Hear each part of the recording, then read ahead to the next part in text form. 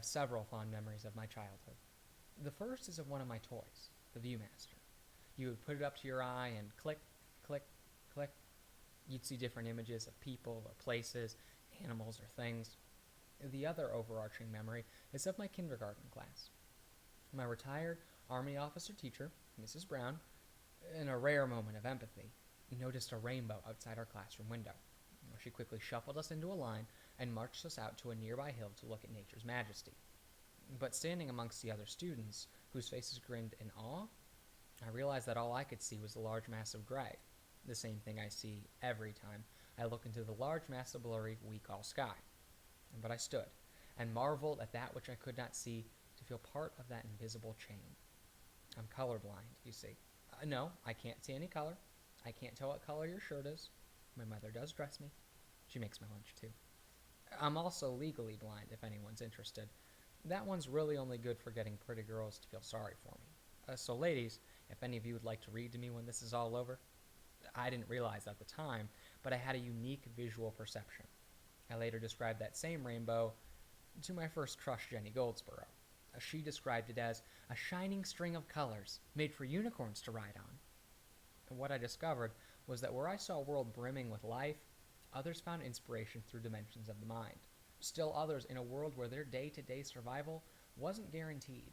That rainbow taught me that not only were my visual perceptions unique, but so are my mental and sociological perceptions. But more importantly, that it's the combination of all of these perceptions that makes us ultimately unique. So, let's look through my Viewmaster.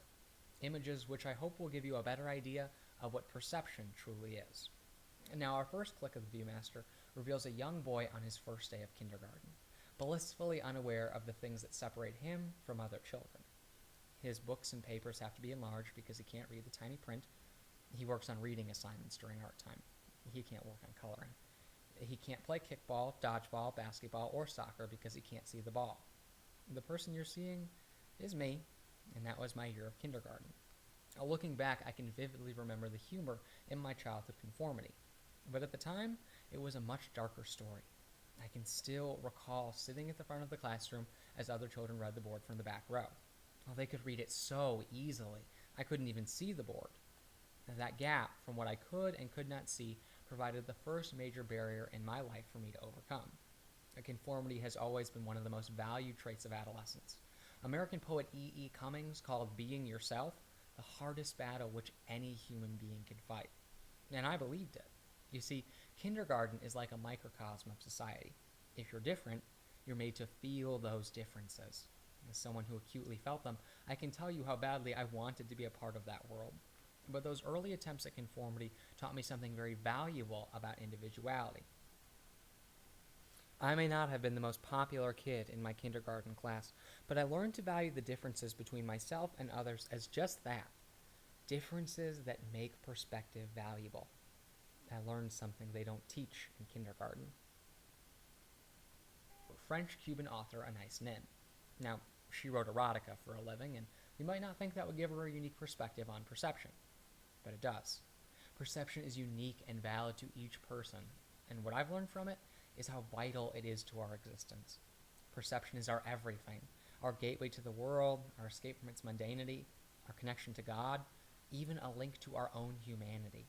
Yet how often we pent ourselves away in conformity and try to escape from who we truly are, because it's convenient, because it's rewarded, because it feels good to stand in line and pretend we can see the rainbow, even if we can't. But in doing so, we beckon the death of the individual will. We sacrifice everything that is grand and awful and noble and tragic and human when we ignore those things that make life truly worth living. The beauty of perception is that a rainbow isn't a rainbow. It's a gray mass, a symbol of hope, the work of God, a color spectrum, or even just a unicorn bridge. But, most importantly, it is perceived through the heart of its beholder.